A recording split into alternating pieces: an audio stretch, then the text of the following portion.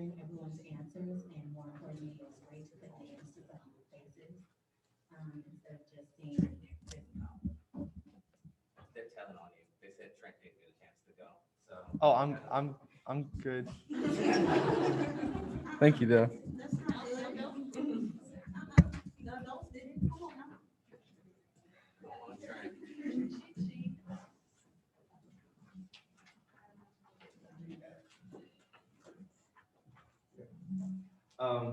Hi, my name is Trent McKinney. What motivates me to work hard is also my faith. That's what motivates me. When I was younger, I wanted to be an artist, and then I found out that doing art every day gets very boring. So I wanted to do something a little bit more interesting, and if I could choose to be anything for a day, it would be. That's a good question. I would say a daredevil, just because everybody who does like the parkour and the flips and whatnot, that's really cool, but I like my neck and all my ligaments attached to my body, so being a daredevil and doing all that cool stuff that I've been afraid to do, that'd be really cool.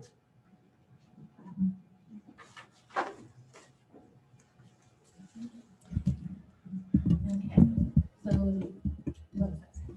Oh, it was great to put some names to some faces instead of just seeing just random email addresses.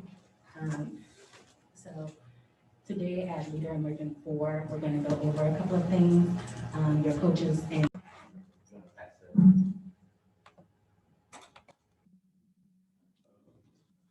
I didn't pick them in any particular order, but one of them is to be fun and engaging. I like having fun. I like being happy.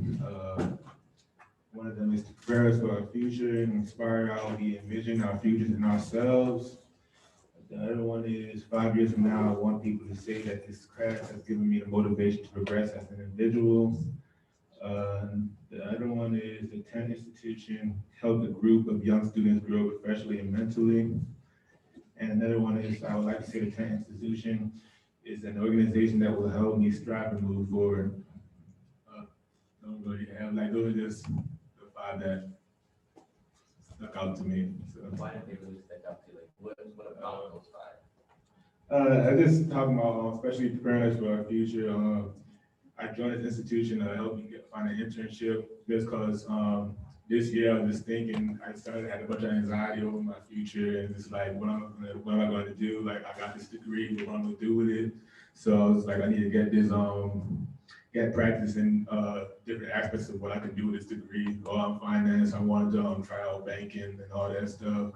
Or try out some other things like insurance later on. So I was just like, and I saw this institution, I saw it's a place for minorities to help minorities get internships and all that. So I was like, it's a great opportunity for me. And I know it's a great opportunity for other minorities, and yeah. Want to keep going, or? Yes, keep going from your brother. I chose that really long one, where it's like 5 years from now, I want people to look back at our class and be amazed. They will be amazed at how successful, hardworking, and determined we were to get where we are now. I hope that students all over the world will have this class and want to be a part of something extraordinary and do things that will change their communities for the better. And then I chose 5 years from now, successful, hardworking waymakers. I also chose, I'd like for this class to be recognized as trailblazers, the new leaders of tomorrow. I want people to say that we paved the way for more opportunities to be extended to minority communities. And then I chose fun and engaging. So the select few that I chose really focused in on how like this first class is really paving the way for like other people to follow us kind of and like follow our footsteps. And I really like that we're trailblazers, waymakers, and I still want it to be fun and engaging. So yeah. So she's gonna wing it for the beginning. The 5 I chose were, we are pioneering trendsetters that recognize we deserve a fair chance. I want people to say that we paved the way for more opportunities to be extended to minority communities. The 10th Institute helped a group of young students grow professionally and mentally. 5 years from now, people will say the first class set the standards real high. They learned and achieved more than they expected. And the first class is the best class, because honestly, the first class is always the best class. Exactly. And the fifth one was, I like for this class to be recognized as trailblazers, the new leaders of tomorrow. And honestly, the one I liked the most was, I want people to say that we paved the way for more opportunities to be extended to minority communities, because as we know, the minority community doesn't have much money in America, and the more opportunities that we get, the more money and wealth that we will hold, and the more opportunities and power we will have in society known as America.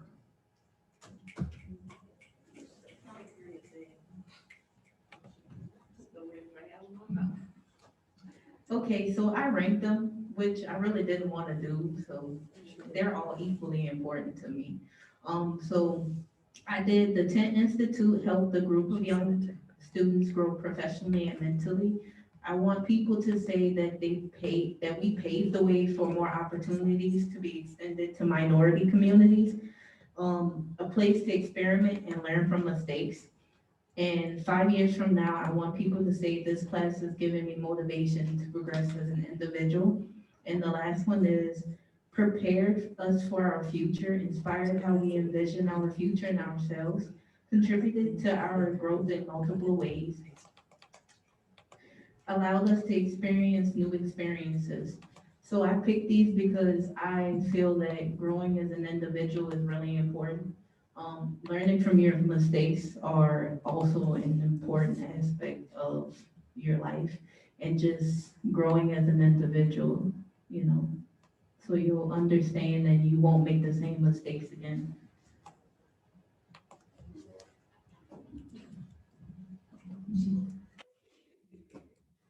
Okay, for the ones that I picked, this one was ranked as number 3, wealthy in mindset, connected with the program and having outside resources and connections.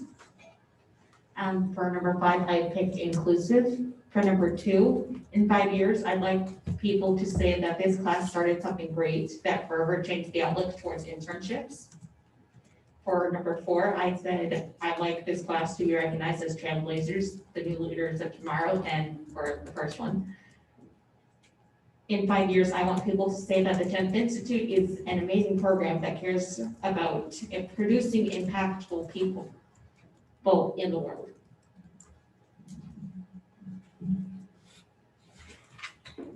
So for number 5, I would like people to say the 10th Institute is an organization that will help me strive and move forward. Coming to the 10th Institute, I didn't really know what to expect, and they have just exceeded my expectations so far, which I think is really cool. Number 4, I say wealthy in mindset, connected within the program, and having outside resources and connections. I think with us being the first class, and as we go on in our internships and things like that, will be the outside connections eventually, the outside resources for the next class, so that we have those connections and we're able to show them the ropes, as well as extend our hand and opportunity within the businesses that we'll be working for. So I think that's pretty cool to give back. Number 3, I want people to say that we paved the way for more opportunities to be extended to the minority communities. Again, just touched upon to my last point. Number 2, prepared us for our future, inspired how we envision our futures ourselves, contributed to our growth in multiple ways, and allowed us to experience new experiences. Just to kind of touch on what John Drill said, I believe there is beauty in the mistakes that we make, and the sooner we are able to realize it, the sooner we're able to tap into our true potential of overall growth. And number 1 was that long one that says 5 years from now, I want people to look back on our class and be amazed. And I think that speaks for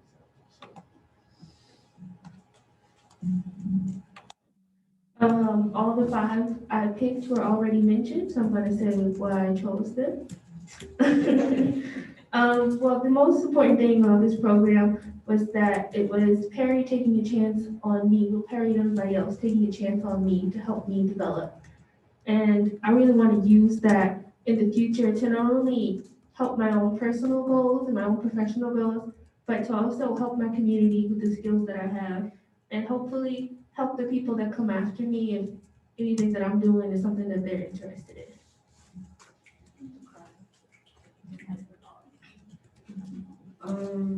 All the ones that I chose to mention too, but I think I can say that I feel like the institute gave me like a sense of direction because I didn't really have it before I got here, and I still don't, but I feel like it's becoming easier and just gaining like new experiences and finding out like where my career can take me. So the number one that I chose was wealthy in mindset and just being connected with the program and having outside resources. That was kind of my number one, just because I know that I'm qualified for a lot of the positions that I apply for, and I know that I'm capable of like great things, but sometimes it's hard to present that to professionals. And if it weren't for this organization, I don't think I would have been able to land my internship as soon as I did. And I've also do a lot of outside work with extracurriculars, and the mentors here have been amazing outside resources that have helped me go out and do other things. Um, Another one that I had was, like you said, learning from your mistakes. I don't know about the rest of you, but colleges taught me that you can plan for your future and things will still fall apart and not be a part of the plan. And you just pick yourself up and you learn from it. And it's about how quickly you move on, not necessarily the mistake that you made. And I also liked the second one. I want people to say, wow, what can I do so that my son or daughter, or even I can be a part of that institute, because I just want us, or like what we do here, to just inspire other people with themselves, that they can go out and do just about anything they want to do. I noticed a lot of us, we wanted to be doctors or some great things, and we changed our minds. And why did we? I don't. Maybe other people don't have to, and they can join this and be like, oh yeah, I can still go out and do those things. Maybe astrophysics isn't that hard. That's a lie. It is, but maybe other things aren't. So the ones I mainly picked, they push you out of your comfort zone and allow you to learn the ins and outs of corporations, paving the way for minority communities and motivating the progressing individual, and mainly preparing us for our future and growing. So I think I picked these because I really do believe that in my short time in the Institute, I have really grown as an individual, and I've been able to just flourish in the spaces that I've been allowed to be put in. So that is great. And in that sense of me being put in these spaces, I'm also able to give back to my community and just see new ones growing and minorities as a whole just growing. So, yeah. So I'm hearing a lot of keywords like growth, trendsetters, fun and engaging, prepared and impactful. Do you all agree with like what we're hearing? All of my five was also big, so I'm just gonna say like, I guess my top two that really stuck out. Wealthy in mindset and connected, especially where I wanna be, I have to be well connected to get where I'm at. And I feel like this is putting me ahead of where I'm supposed to be, and I'm very grateful for that. I want people to say, wow, what can I do so that my son, daughter, or even I can be a part of that institution, because I'm all about leaving a legacy wherever I'm at. I just think it's very important because I want to always be remembered for something good, and whatever I could do to achieve that for me or even make the world a better place, I'll do it. So. So yeah, most of the top five I had already been said, but I guess I'll just go with my favorite. And my favorite was, I would want people to say, wow, what can I do that my son or daughter, or even I could be a part of the institute? Because I think it's important that like, in 5 years, I want my little sister and my little brother to be able to come to City and have the same experience I had and learn the same things. And it's important to leave your own legacy within the program, but I would also want this program to be its own legacy. 5 and 10 years from now, I want to meet people and then they tell me, oh yeah, I was a part of the City program too. When you meet people and they're like, yeah, I went to this university, or like, I'm a part of this fraternity or sorority, and there's like a prestige that comes along with that. I think that's very important for that to be a thing that City has, going in the future. I would love to see people further down the line, classes after us, to where when people see their applications and stuff, and they see Celie on there, and they're like, oh, okay, yeah, we could put them through. I think that's a really important part of it. Besides just us being in the first class, I also want it to be well, it's not, they had the first class, it was so great and amazing, but also that no, it's a consistent, every class is high caliber, stuff like that. Yeah, I'm just gonna continue with the general conversation, because we're kind of repeating a lot of the same things. Not that's bad or anything. But I'm gonna point out, the note that a later question down here says that we want to produce impactful people, since I find that it's pretty much an individual goal that we all have here, because we're all here for very different reasons. But ultimately, it is a communitarian kind of thing. So we are at the same time, very interconnected in that way, despite its incredible individuality. So that's something I just wanted to highlight.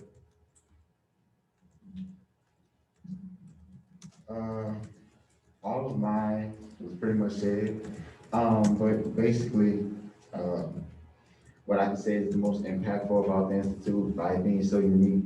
There's not a whole lot of institutions that are willing to actually put you out there. And the thing about that is too, what you find out in business later on, or even through school, whichever major y'all might have been in, but I know what I found out was, the key two things about it for me was, actually, opportunity and convenience. So a lot of times, you don't find an institute willing to put you in that convenient place where, you need to be. Some of y'all still probably trying to figure out which other new job you I know I did. And, it's helped me with that. And it's, allowed me to put myself in better positions, to support my family and everything.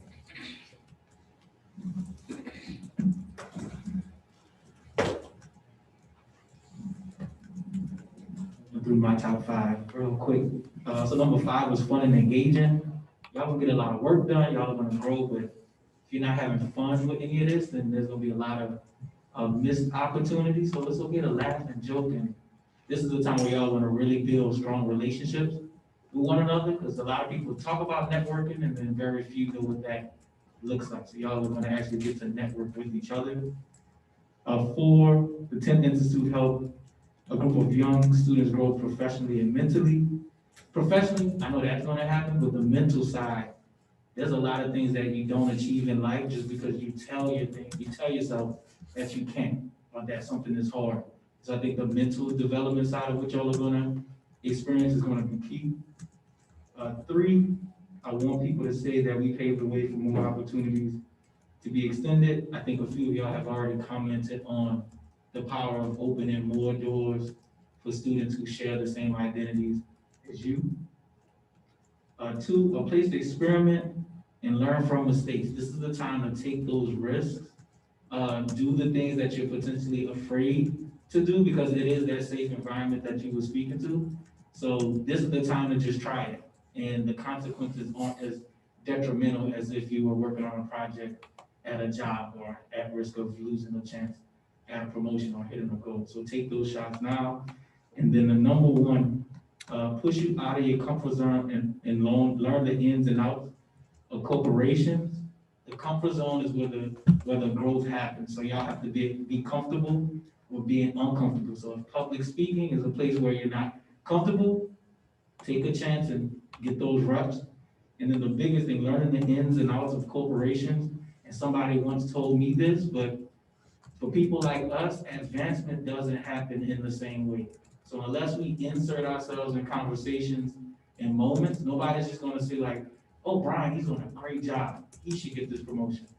Like, no, he's gonna get overlooked. Someone is gonna get picked over him. And so a lot of this is y'all learning how to navigate the corporate and business world, because unless you are assertive and intentional about how you wanna grow, get better, and advance, it's typically not gonna happen for you. So this is the chance to learn how to do that.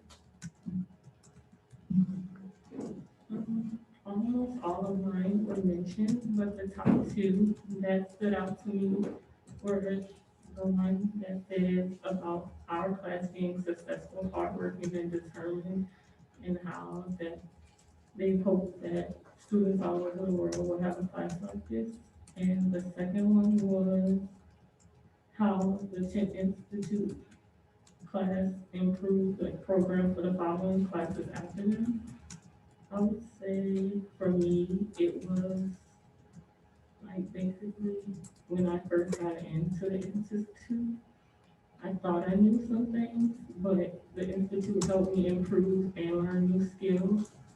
So I feel like that when we have like homework or a task to do, we have a review after, like we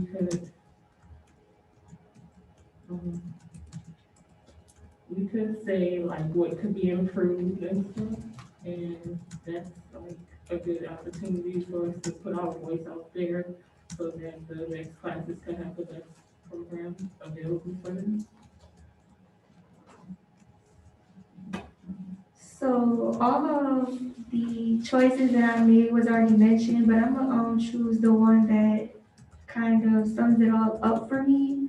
I chose that the 10th Institute prepares us for our future, inspired how we envision our future in ourselves, contributed to our growth in multiple ways. It allowed us to experience new experience.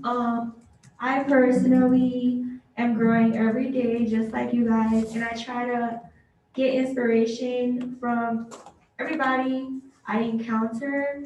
So I feel like this would help me and this will help me because, each and every one of y'all got something special about y'all. And every time I, communicate with y'all, it's like, oh, all right.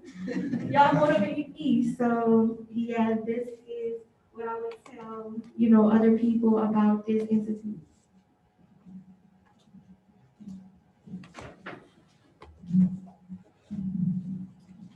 So basically what I'm hearing is growth, trendsetters, fun and engaging, prepared, impactful, but also we're motivators, right? Because we motivate each other in this space.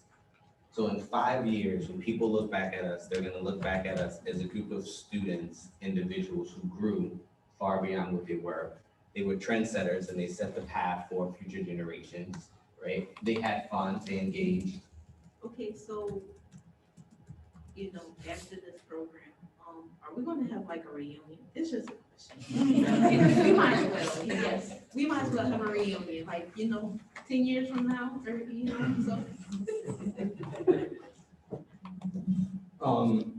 so. You're probably, the first song that comes to my mind is this song called Hotel California. The old people would really get it. Why you pointing at me? I was just kind of sort of thinking at her, yes. There's a phrase in it that says you can check out, but you can never leave. Yeah. Okay, so there's a sentiment here. I think Kareem talked about it, several other people talked about it. A number of you picked about the future piece of this, right? You're one. You have a responsibility to make sure that 2, 3, 4, number 25, number 30 class is what it needs to be, right? You have to be a part of this, right? So that's what we're laying the foundation from, right? So when we talked about W.E.B. Du Bois, right? Du Bois wasn't talking about no internships. He was talking about being a well-rounded global citizen to be in a position to affect change. Right? You are doing this to put yourselves in a position to affect change. And in particular, affect change and a ripple effect for your families and generations forward, and also the people that you touch, right? So, you know, some of you may hear me say from time to time, and, you know, as a staff, we're constantly talking about students who come and they want an internship. We're not a staffing agency. We're about building future leaders. The internship is a part of the journey. It's a part of the process, right? So several of you have been on interviews, multiple interviews, right? Several of you are getting text messages from me at 10 and 11 o'clock at night. Are you on point? What's going on? Are you ready? Right? That's the push, right? That is the point that you need to remember those things so you know how to do that later when you become the mentor. So I'm laying all that back on your shoulders, right? So you have to be awake and present, learn now, so you can affect later,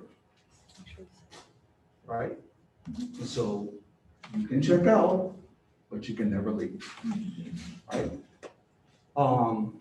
You know, the next evolution, so we have 3 pieces to the program, and some of you may have heard of this if you've been on in any of the webinars. So the first part of our program that we're starting to work on developing is called the residency. We're gonna start working on that for freshmen and sophomores, right? Those won't be internships. It's really just gonna be leadership development, financial wellness, and those kinds of things, right? Juniors and seniors will be in this institute, focused around getting you practical, relevant experience in the career that you choose. If you haven't chosen the career, then that's why we have brilliant people like Gretchen, Kenneth, Dr. Miner, Fred, right? Sheila. You know, you have other coaches coming. We got some powerful coaches coming. So there are other people coming to help reinforce your education and guidance, right, in this internship program. And then finally, we're not going to cut you loose once you graduate from college, because there's an alumni program, right? And the alumni program is for those students who graduated that are now in that professional period, because I will tell you, and Fred and probably Kenneth and everybody else in the room will tell you, the first couple of years of your professional career is where you probably make the most boneheaded mistakes ever, right? And so you still need this community, right? You still need to connect with each other. If you're in HR, somebody else is in finance, someone else is in sports management, someone else is in psychology. Sounds like a nice dinner party to me, right? Connect with each other to be a community, to support each other. That is another element of being a good citizen, is to surround yourself with good people. This program would not be anywhere close to where it is if I had not been very intentional about selecting the people that I invited in to be a part of this process, right? So same thing for you. So you can check out, but you can never leave. I'll turn it back over to you. Do you want to, since you mentioned a little bit, commitment? Oh, sure. So now he's making me work. So I just kind of mentioned this before. So the program in the Institute is about a commitment. Those of you who've already been here since the very beginning already know that, right? One of our litmus tests is if you're doing the work, that's a commitment. That's showing us your commitment. So if you're not doing the work, if you're not doing P-TECH, ELEAD, you're not reading, you don't communicate with us, then that's not a commitment. I'm very sensitive, so if you don't talk to me, I feel like you don't want to date anymore. All right. So there is a part of the program where we started in the very beginning. Some of you may have did this, was a institute commitment letter. So those of you who are newer, we want to make sure that you know what this is. And it's just really sort of subtle contract between you and us to know what this is all about, okay? And then I think that we'll get that taken care of.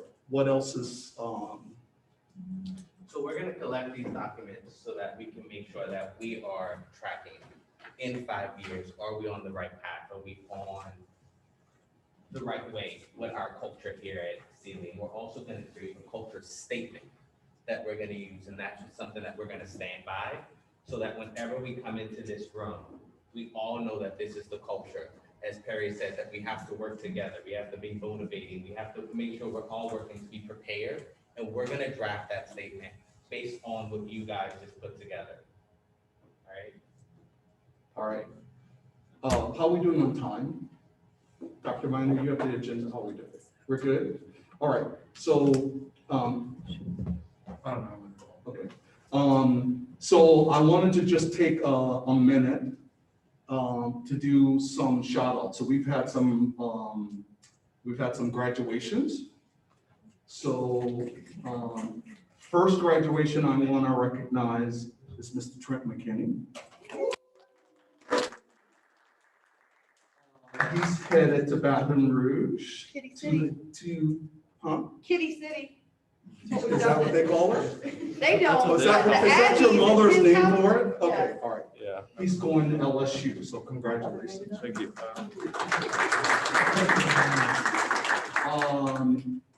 Mr. Keem Turrell, graduated from Southern University. Let's see, I think that's the, did you? Yes, you graduated. Kevin Wynn. Kevin's also leaving us, so. We're gonna miss him dearly. When are you leaving, Kevin? Like end of July. End of July, so we got you for 2 more at least, maybe? Okay. All right, so did I Want to miss? pass in the forms that they just completed to the middle of the table and I'll come around and collect them? Okay, great. So we're gonna take all of your documents for you, and then we're gonna come up with the final statement and then bring that back to you. Okay, so I also wanna do a little bit of some shout outs. So there's gonna be some news here, and multiple people have been going to different interviews. Not to worry, we're still in conversations with several different companies for several different opportunities, okay? But I just want to sort of shout out to those people who have, in fact, landed internship opportunities, and then we'll just talk briefly about some that are coming up. So I'm going to go around the room. Mr. Terrell is going to be interning at GNO Inc.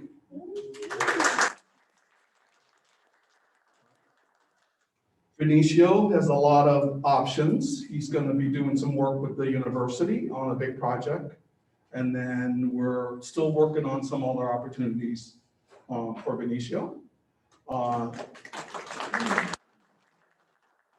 Marie and several other people are going to be interviewing this coming week. I'm still working through all the details with the local medical company for some medical opportunities.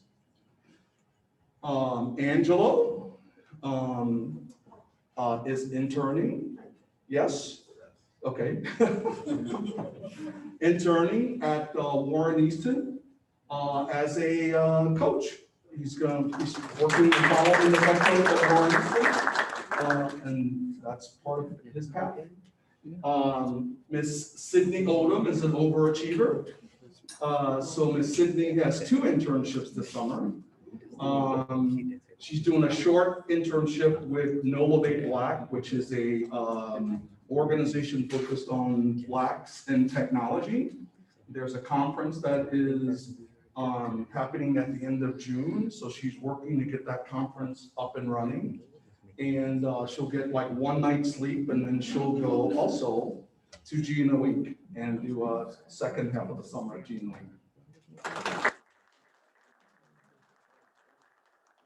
Okay, and let's see, Jabria, more interviews coming, so just interviewed with a couple of companies.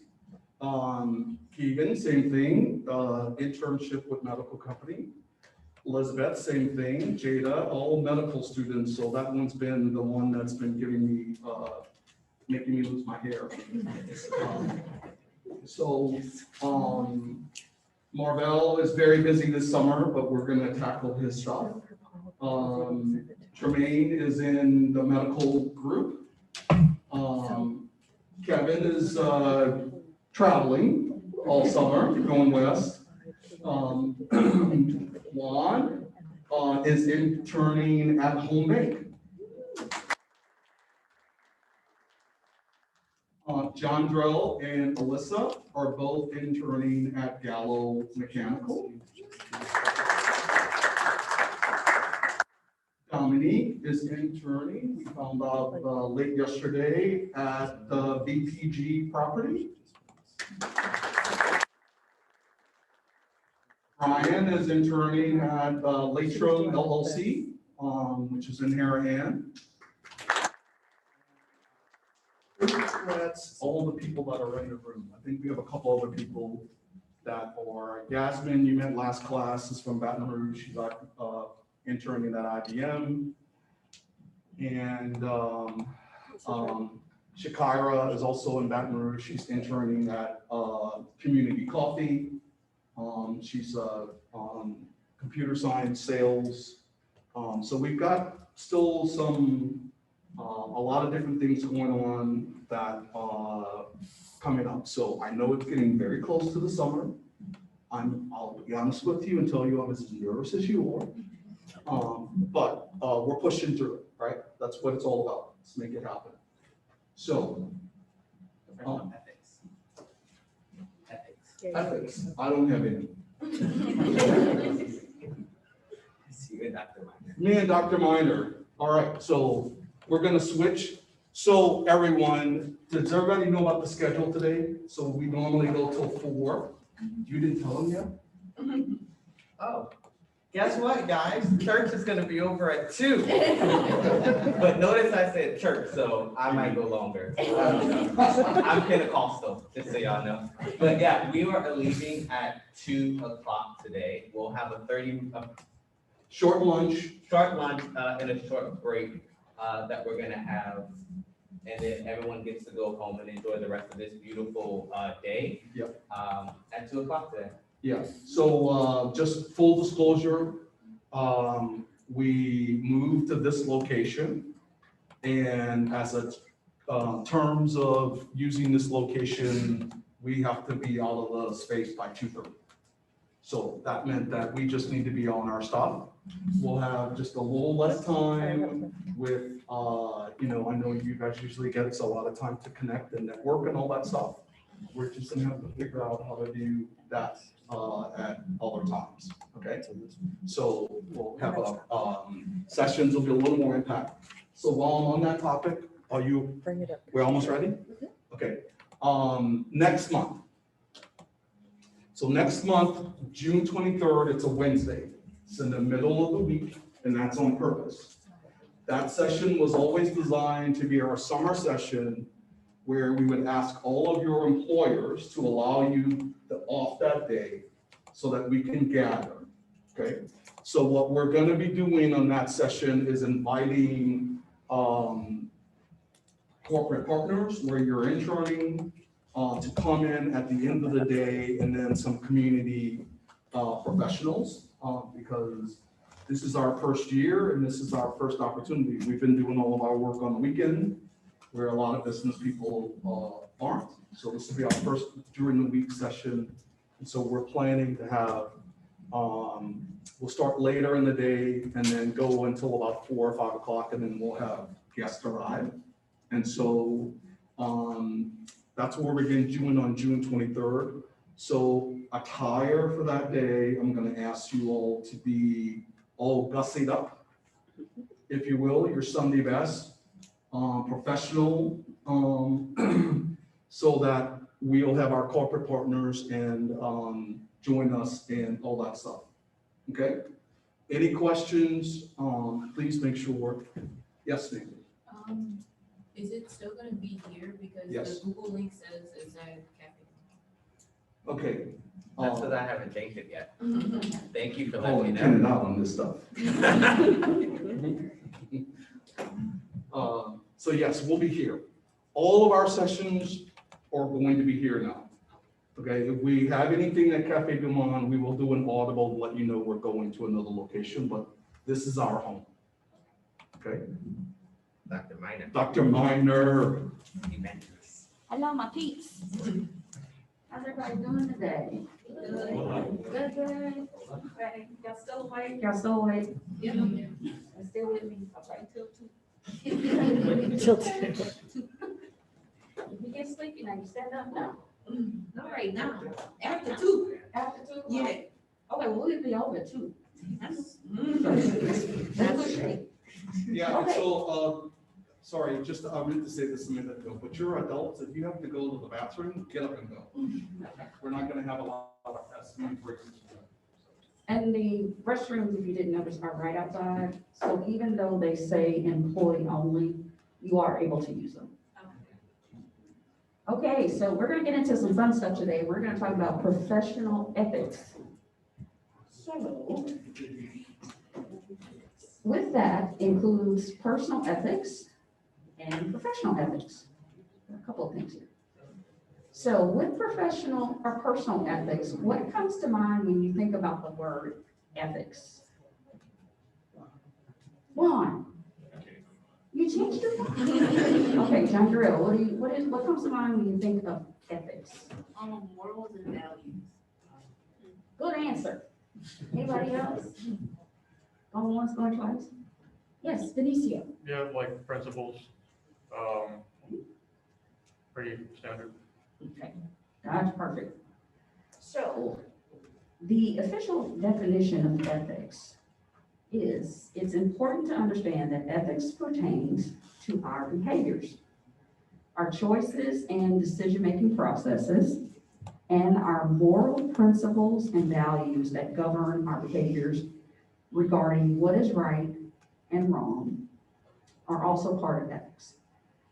And our ethics are determined by how we act, how we live, and how we lead. So, in order to understand that, you have to be able to understand about your values. And in the workplace, you have to understand your organization's mission and values as an employee that you represent. So, with that, what are some things you value or feel are important in life? Carrie, I saw you move, so I'm gonna pick you. Respect. Respect, okay. How about Keegan? In general, compassion. Compassion, okay. Elizabeth, what do you think? Perseverance. Perseverance, okay. Angela, what do you think? The first thing that comes to mind is health. Health. Great. Good. So, we actually have some ethical theories that are involved when we think about ethics. So there's virtue ethics, the way of life. Is my behavior consistent with being a moral person? Consequentialistic ethics, that's a mouthful, deals with consequences. Am I doing more harm or good by my behavior? So you know how doctors are saying their code is do no harm. This falls in line with this one. And deontological ethics, which deals with rules. What are my ethical principles telling me I should do? Now, the rule part, I have to tell you, my husband, he doesn't follow rules very well, but he said that's a demoralizing thing. So I kind of wonder about him in this area. Other than he just chooses to park wherever he wants to and feels like, oh, well, I'm not gonna worry about the ticket if I get one. Oh, he worried too much. Okay, well, that's fine. You're gonna be paying that ticket by yourself. Okay, so ethical decision making. In order for you to really think about it, you have to stop and think. You want to make sure that you clarify your goals. You have to determine what are facts. I was talking to a group of judges yesterday and conducting or facilitating a training on implicit bias. And a lot of times they have to make decisions. And when they make decisions, it needs to be based on fact. Because it says, in this situation, in order for there not to be implicit bias to come in, things that are in your subconscious, you have to look at the facts. Because everybody knows what happens when you assume things. Yeah. So you want to get the facts to have good decision making. Then you need to develop options. All right, I need a plan A and B, because if plan A doesn't work, well, what is plan B? Consider the consequences. All right, if I do this, what are some possible things that could happen if I make this decision? Who's it going to impact? So like with the judges, hey, is it going to impact the defendant's family or the plaintiffs? You know, what is the consequence of a lifetime sentence for this person if you do this? Choices. The choices that we make we can either live or die by the choices that we make. So really consider the choices. And then monitor and modify. So if something that you're doing doesn't seem to be working, stop doing it. Because if you keep thinking about, doing the same action and you're getting, and you want a different result, but you keep doing the same action, that's called insanity. So it's kind of like you're beating your head up against this wall, and it's like, well, why am I bleeding? Well, stop beating your head against the wall. So, all right, so we're going to do a quick response activity. So the question is, or situation is, number one, after you drive off, you realize Jimmy John's gave you more sandwiches than you ordered.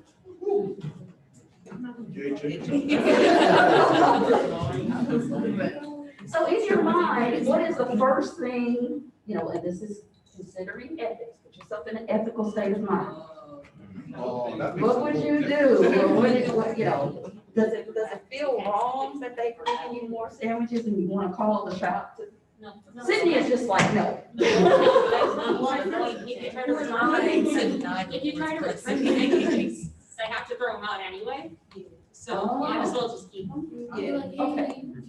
But you're not gonna catch me at City John's. So I already know that's questions I was the week. I have to answer it. Well, like I say, in time, God provides, and, he gives you favor, so we're gonna think of this as a favor situation. Okay, you left the grocery store, got to your car, and realized you forgot to pay for a pack of batteries that slipped out in your grocery cart. The cashier didn't see it when you checked out. Now, if this was my husband, he said, oh, she meant to do that. As I told you, he's a rule breaker, so I have to give him grace sometimes, like sweetheart. You need to go back and pay for that. Well, she gifted that to me. All right, sweetie. Number 3, You gave your friend your ID card to go to the football game. You both look alike. And you weren't planning to go anyway. Are you saying my friend couldn't get into the game without my ID? Or they just borrowing I could see this being a different situation if it was a bar it? or a club. I see it like a college game, like students get it for free. Oh, okay, all right, we're on the right track now, okay. So that's like Dr. Miner asking, Hakeem, can you give me your ID? I mean, just say if I didn't have all this hair. And I was a couple shades dark. And I, just say we look alike.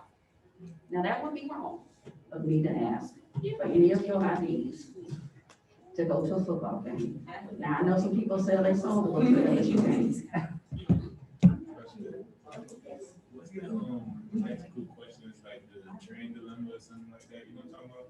Like the trains go on the track and they have like 5 people on the track on one side, and that's like the path is going, and they have another track where you can switch it to that has one person on the side. Oh, that. We got what it's called. Oh, yeah.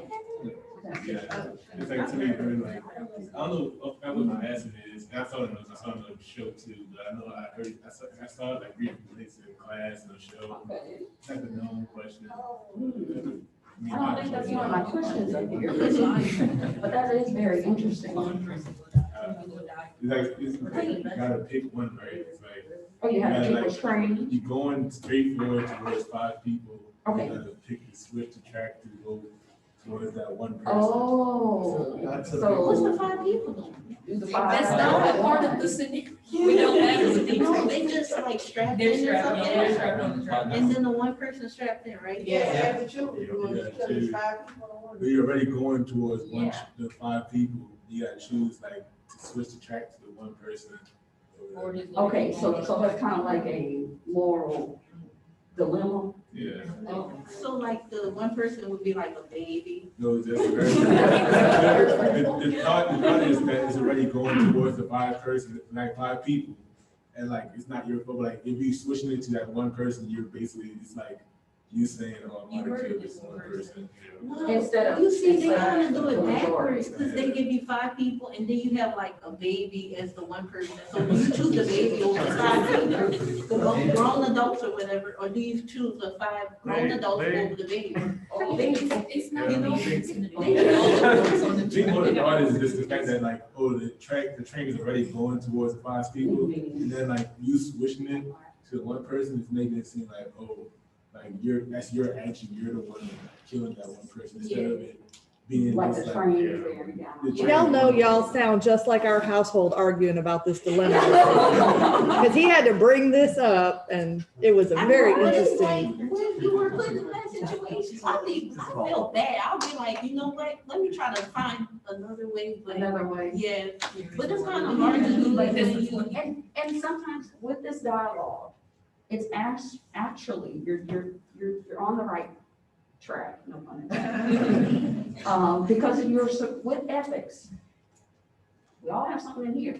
And we all have a right or wrong. So whether you think it's a good angel on this side or bad angel on this side, it's like, there's always this whisper. So if you have a conscience or ethics, it's always gonna kind of come up, like, am I doing the right thing? So these are teasers. These are to just kind of get your brain working. And that was a very good example one, because that's a moral or ethical issue, right? That's a moral dilemma. What am I gonna do? Okay, so number 4, you're taking a test and realize the person behind you is trying to look at your scantron for answers. Sounds like somebody's trying to cheat. Yeah. Professor. Don't you always think? They cheat every year. So you kind of like, Yeah. Don't cover it up, don't cover it up, give them the wrong answer. you give them the wrong answer. Yeah, and when they finish, you put erase. All right, so number 5, you walk out of a store and realize the person that was in front of you dropped a $20 bill on the I'm ground. giving it back. I try to be like, hey. So, excuse me, sir, you dropped some money. Everybody's doing that, right? Yeah. Okay. But if it was there on the ground before and I ain't seen nobody drop it, that's a different. Well, this is a different scenario. Somebody else on TV. I have a question. Yes, ma'am. So say you're walking outside of a police department, there's $320 on the ground in front of the police department. What do you do? This is happened. Nobody's around except for you and the building. Exactly.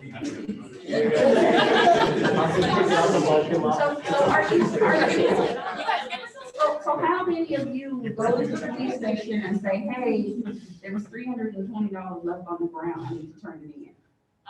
We do like half even if it was stolen. So nobody's gonna raise their hand and go turn it in. You take the 300 and leave with 20.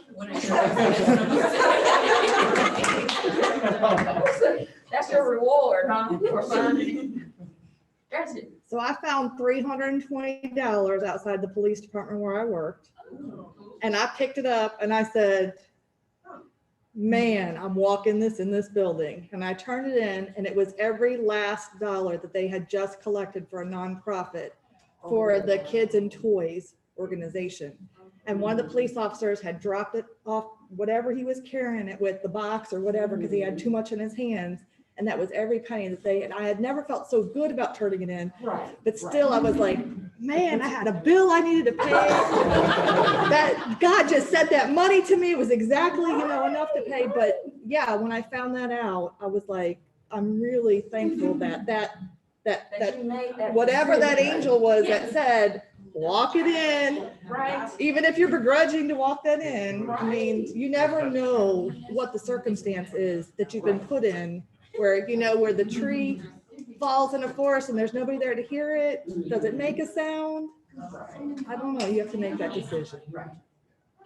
So that goes back to that decision making. You have to consider the consequences. Because if Gretchen had kept the money, the consequences were that this nonprofit would have lost all of their dollars that they had just raised. And that officer would have been feeling really, really bad. And I wouldn't have been able to sleep after that. I would have paid the bill, but it wouldn't have made a difference because I just remember what was that money? Who needed that money? Right, exactly. Dr. Manucci has to say it. Oh, yes.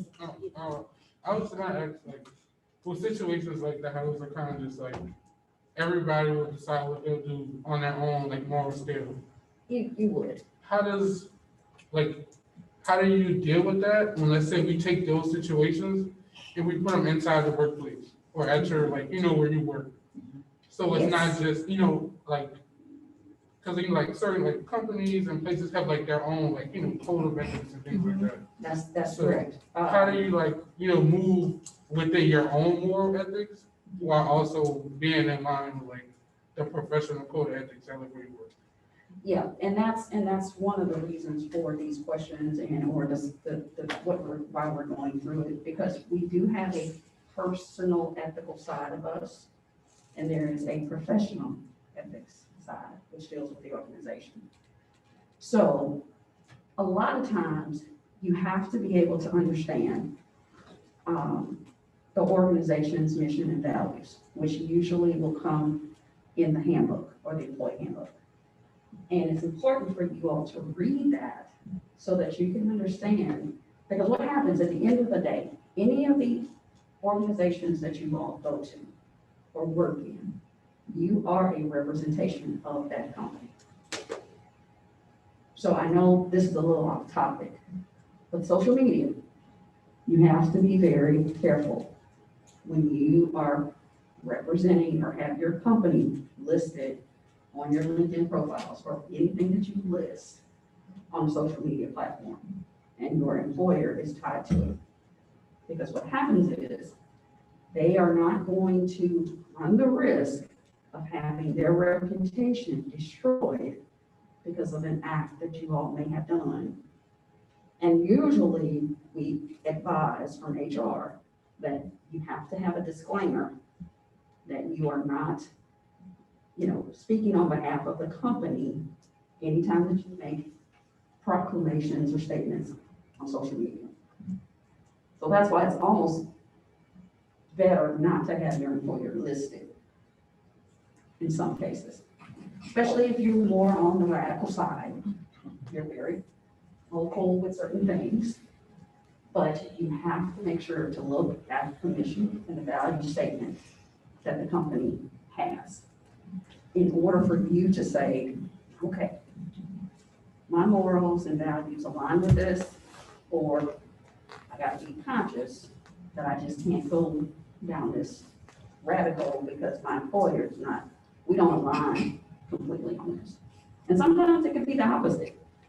You may have very high moral ethics and values, and the company doesn't always support that.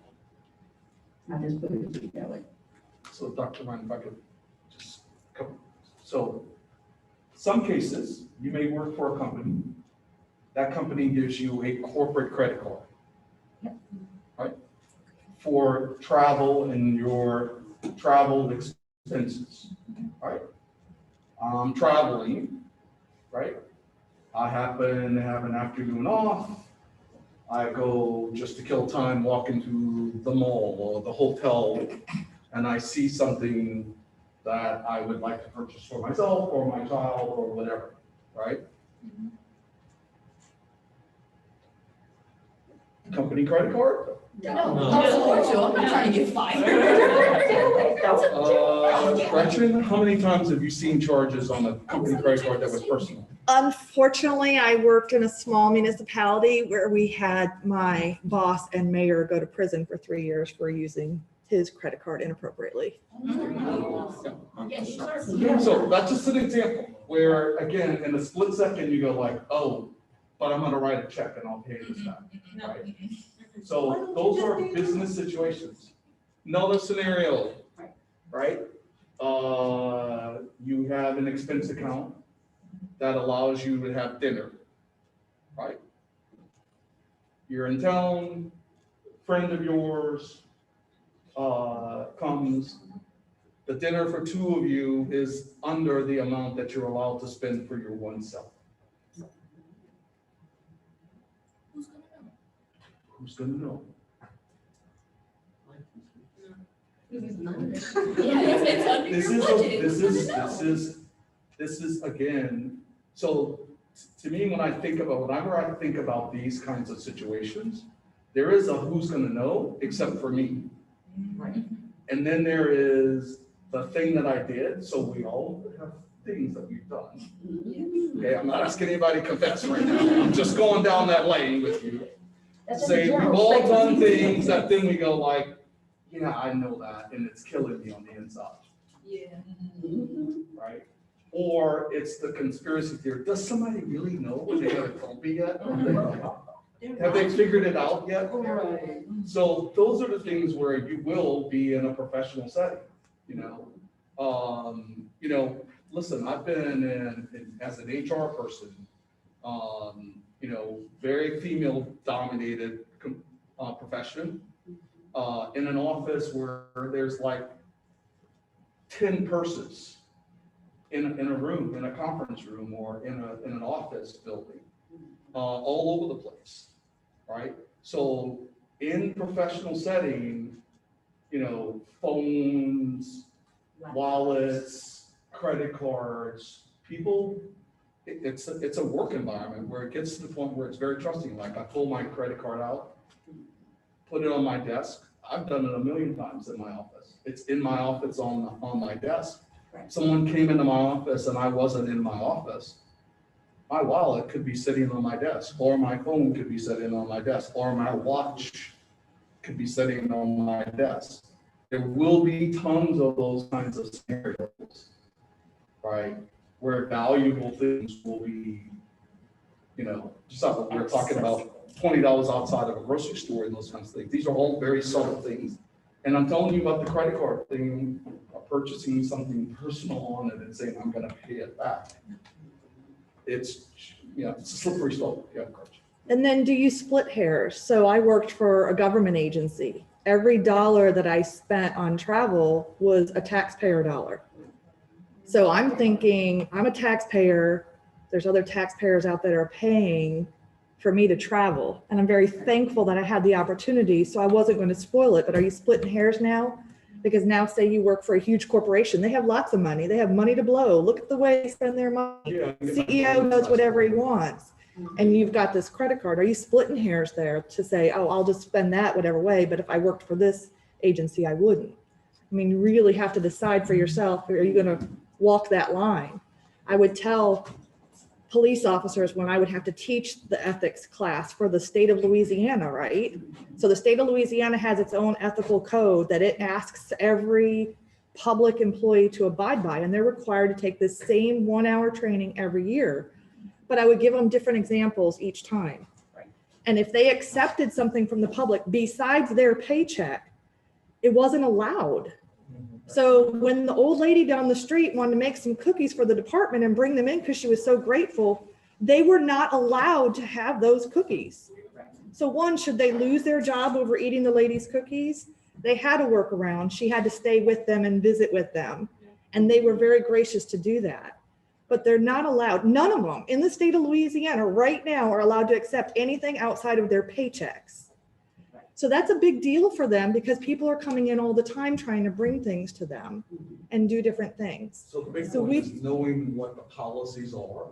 Absolutely. And understanding that. And I will tell you, many of you going into either, hospital settings, corporate settings, those kinds of things, you will be around just stuff all over the place, right? As you go into the settings, you realize people will get very comfortable with just laying things down. And it's like, if it's not yours that you own, paid for, bought, those situations just know. And I'm like Keegan, this gotta be this has gotta be like I'm on pump. I'm on something. So my paranoia puts me in that situation to just go like, I'm not going there anyway. I've managed this long to not be behind bars and I'm gonna try to keep it that way, right? I say I'm not going to jail for nobody. But Carrie, you're also a see something, say something. So if you see something up or not right, I know that you're gonna every time make someone aware of whatever that is. So we can always count on you for doing that, which is awesome. Quick, I don't go to jail for people. If you do something wrong, don't tell Dr. Minor because I will sing like songbird. I do not look good in prison orange or stripes. There is a whistleblower law in the state of Louisiana. If anybody has any questions, I'm happy to consult you on that whistleblower law. This is correct. Think of Enron in Houston, Texas. I lived in Houston for a long time. That's a long time ago. Long time ago, look up, Google it. It's on Google. Enron. Enron, huge. A lot of people went to jail. A lot of people. If you gotta think about it, don't do it. Was it an energy company? Energy company. It's Energy. Yeah, Mhm. they traded. Yeah, and then, they took all the people's stocks and stuff. That's right. Yeah, it was financial. Even the employees who were invested lost all their money. Yeah, everybody lost their savings. But before we interrupted your presentation, you were talking about the mission and the vision. Yes. In the state of Louisiana, understand that vendors like to gain business by providing swag and different types of things that I say swag is stuff we all get.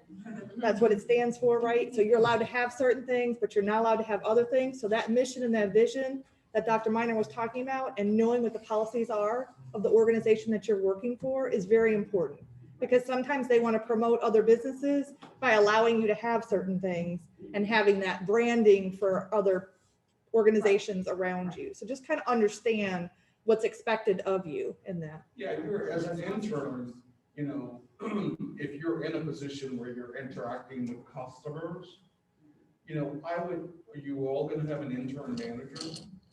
Someone that you're reporting to, just ask. Rose, just ask. So I work for the city of New Orleans, and just kind of speaking to one thing, it was North, which is right down the street. There was a kind of scandal that our audits brought up. And one thing you'll kind of notice too, not to speak ill of New Orleans, but like, you know, people here, you know people, whatever, a lot of people know each other, things go by and fly by. We submitted kind of like people taking money from the wrong thing. It was like very evident. It did not matter because this people was like people who knew people in New Orleans for a long time. That happens all the time here. But then the next administration came, people did get in trouble, but not everybody involved. It was really just ended up being, and I only bring that up to say, like, it becomes really easy when somebody else is getting away with something that you may get away with too, but also that doesn't like remain the same. Another job that I'm doing right now is a Taylor Energy oil spill, which has been fraught with corruption for like 15 years, right? But that organization, they paid for, they did the top scholarship, so y'all probably like go to school on them. So they got to like spill oil in the Gulf for like 20 years and still hasn't paid any money onto it. And you know, and then again, that's just because they're like super juiced in. It finally did get federalized. Some people did get in trouble, but not the people that you know, where the cause is really the people they could push it off on, i.e. interns. Yeah, interns are really the people who end up getting in trouble, not the people doing the biggest parts of the crime. Not our interns. Not our interns. Yeah, just, like I said, you also have to realize, as I always say, what's done in the dark is gonna come to the light. Yeah. Everything starts at the top too, so I mean, you know, there's common knowledge, but it's just not what they do. And that's where your moral compass comes into play. I mean, just to give you a brief story. As I said, Dr. Meyer don't go to jail for nobody, right? So the higher up that I have gotten in organizations, the more stuff you see.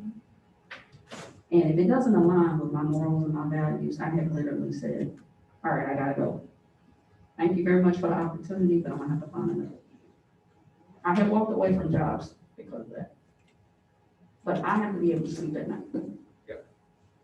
And if you, just like you all are all old enough to have been in peer groups when you were, you know, in your early teens and stuff like that, that were partaking in different things that you had to sort of wiggle your way out of it to leave the scene and not be involved, you'll continue to have to make those kinds of decisions at a professional level, right?